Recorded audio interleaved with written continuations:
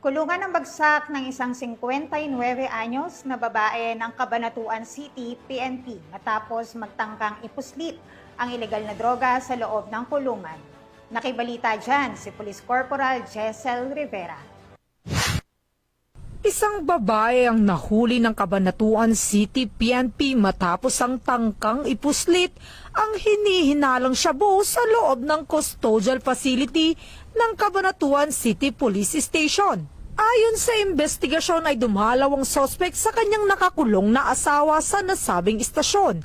Sa isinagawang standard inspection ng mga otoridad sa kanyang daladalang gamit ay nadiskubre ang isang heat-sealed plastic sachet na may lamang tinatayang 0.3 gramo na hinihinalang shabu na nakatago di umano sa bulsa ng isang pares ng maong pants na balak niyang ipasok sa kulungan. Kaya naman agad na inaresto ng Cabanatuan City PNP ang suspect at nahaharap ngayon sa kasong paglabag sa Republic Act 9165 o Comprehensive Dangerous Drugs Act of 2002. Sa isang pahayag ay iginiit ni Police Colonel Heril Daguit Bruno, Provincial Director ng Nueva Ecija Police Provincial Office, na hindi nila kukonsintihin ang pagpasok o paglaganap ng iligal na droga sa loob ng mga kulungan.